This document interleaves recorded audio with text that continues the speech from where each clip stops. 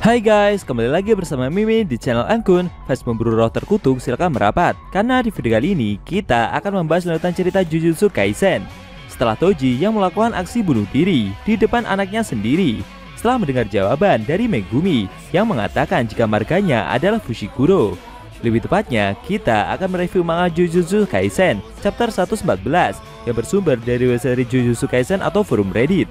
Buat kalian yang belum lihat review chapter sebelumnya, bisa klik link di deskripsi, atau bisa juga klik link di pojokan atas video ini ya. Dan buat kamu yang cuma ngikutin animenya atau tidak mau kena spoiler, Ankun sarankan mending stop videonya aja dari sekarang. Nah, di chapter 114 ini kita diperlihatkan tim Kusakabe yang berpatroli di sekitar Shibuya. Tapi sayangnya mereka malah bertemu dengan dua orang mantan bawahan Geto, dan bentrokan pun tercipta. Namun belum sampai itu terjadi, muncul Sukuna. Penasaran? Oke, langsung aja kita bahas. Let's go!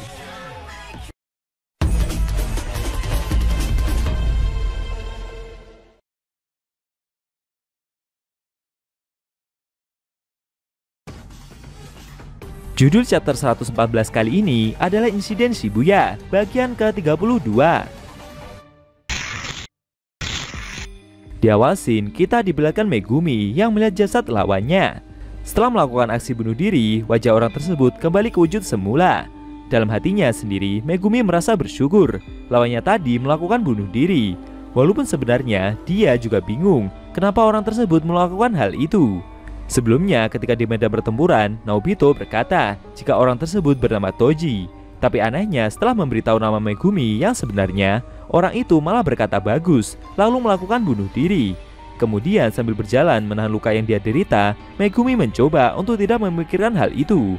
Dia berencana untuk kembali menemui Ieiri-san demi mengobati lukanya. Tapi setelah berjalan dengan kesusahan, dia jadi berpikir untuk memastikan kondisi dari Maki-san dan yang lainnya terlebih dahulu. Namun secara tak terduga, Megumi menerima serangan dari belakang. Ternyata itu adalah Shigemo. Villain tersebut masih hidup. Sambil tersenyum menikmati momen yang terjadi, Shigemo berkata jika sepertinya dia memang lebih cocok kalau disuruh melakukan hal yang semacam ini. Saat ini waktu sudah berjalan pukul 11 lewat 1 malam. Di depan jalur Shibuya ada tim Kusakabe yang sedang berpatroli. Panda bertanya kepada gurunya itu, bukankah mereka sudah cukup untuk memeriksa gedung ini? Menurutnya teman-temannya yang lain masih berada di dalam tirai. Tapi berkat usaha dari Toge, para penduduk telah dipindahkan ke tempat yang aman. Dia pun mengajak gurunya itu untuk mencari Gojo yang berada di jalur B5F. Lagian Toge sudah mengkonfirmasi jika Gojo telah tersegel, dan sebaiknya mereka juga harus bergegas.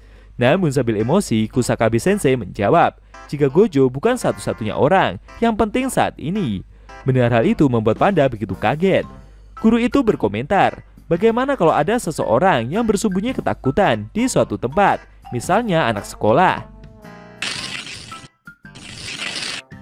Dia mengajak Panda untuk membayangkan, kalau mereka tidak menemukan bocah-bocah itu, maka mereka akan sama saja seperti berkomplotan dengan para musuh. Mendengar alasan tersebut membuat Panda jadi berpikir ulang. Tapi dalam hatinya sendiri, Kusakabe berkata, jika dia sudah hampir kehabisan alasan, guru itu sebenarnya tidak ingin mati dengan pergi ke lantai B5F. Kusakabe pun berencana untuk mengulur waktu lagi. Menurutnya, semakin sedikit orang di sekitar Panda, maka penciuman hewan tersebut akan semakin tajam. Mungkin pada akhirnya dia juga akan pergi ke lantai bawah tanah sendiri. Namun Kusakabe ingin menghindari hal itu, karena dia sendiri juga tidak ingin berada di Shibuya sendirian. Menurutnya, walaupun rekannya ini adalah Panda, tapi sepertinya dia lebih manusiawi dibandingkan dirinya sendiri. Namun karena dia adalah Panda, maka dia jadi mengalami kesulitan untuk menghafal arah-arah di Shibuya. Panda tidak sadar kalau jalur Fukutoshin sebenarnya berada di belokan ujung sana. Kusakabe akan mengulur waktu dengan berpura-pura tersesat setelah memasuki stasiun dari pintu masuk Shin Minami. Menurutnya, lawan mereka ini adalah kelompok yang berhasil menyegel Gojo. Dan apalagi dengan munculnya energi besar yang terus muncul dan menghilang ini. Tapi secara tak terduga, muncul dua orang yang mencegat mereka dari atas. Mereka berdua bertanya, apakah kedua penyihir itu berasal dari sekolah Jujutsu? Ternyata itu adalah mantan dua bawahan Geto, yaitu Manami dan Toshihisa. Mereka meminta Kusakabe dan Panda untuk menyerah, karena mereka sendiri tidak ingin membunuh penyihir. Kusakabe merasa jika mungkin ada 3 orang yang berada di belakang mereka sekarang ini, dan mungkin masih banyak lagi yang sedang bersembunyi. Dengan terang-terangan, guru penyihir itu mengaku kalau dia tidak ingin dibunuh.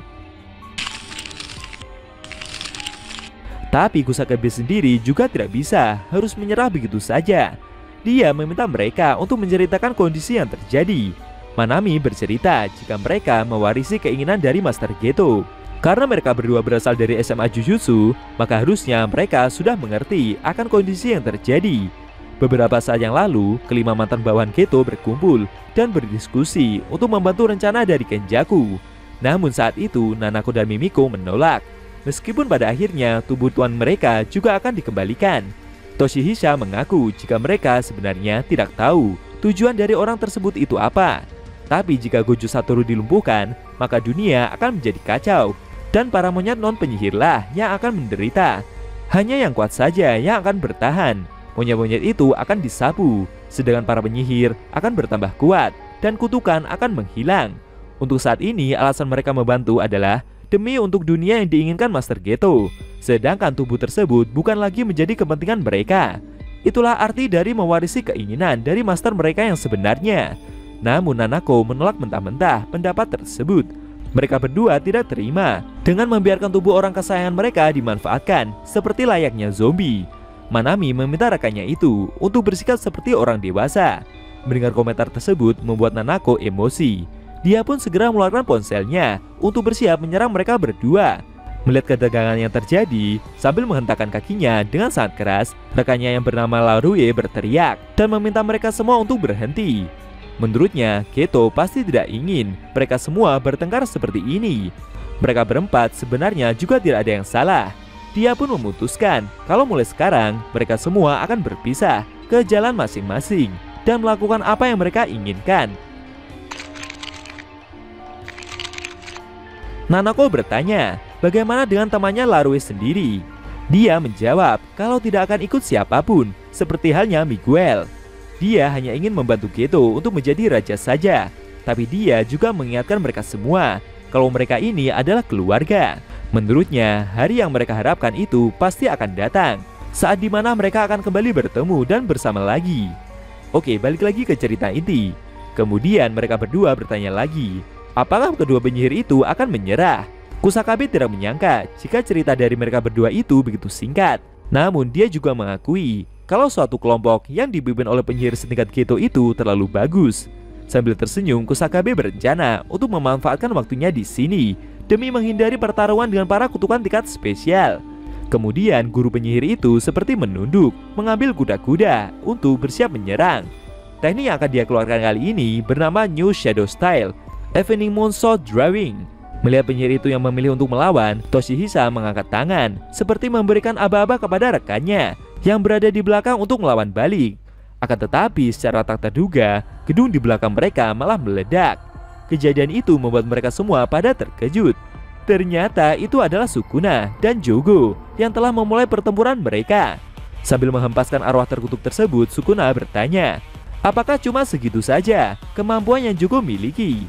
Tidak disangka ya guys, Sukuna jadi bertarung melawan Jogo. Apakah efek pertempuran dari mereka berdua akan melebar dan membuat para penyihir di sekitarnya jadi pada ketakutan? Atau justru akan ada kejutan lain? Sayangnya, scene cerita manga Jujutsu Kaisen chapter 114 telah berakhir.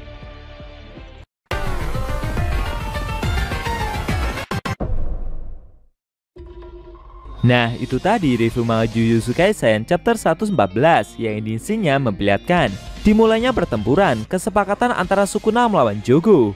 Bahkan Raja Kutukan tersebut sampai berhasil membuat arwah terkutuk itu terhempas ke udara dengan sangat telak. Bagaimana menurut kamu? Jangan lupa tinggalkan komentar kalian ya. Kalau mau nonton review sebelum atau selanjutnya, bisa klik link di deskripsi. Linknya udah Mimin taruh di sana kok. Buat kalian yang nonton review manga Jujutsu Kaisen secara maraton, bisa klik link di deskripsi juga ya guys. Oke, tekan like kalau suka sama video ini dan dislike kalau nggak suka. Jika ada kata-kata dari Enku yang kurang pas, Enku mohon maaf dan sampai bertemu di video review manga Jujutsu Kaisen selanjutnya.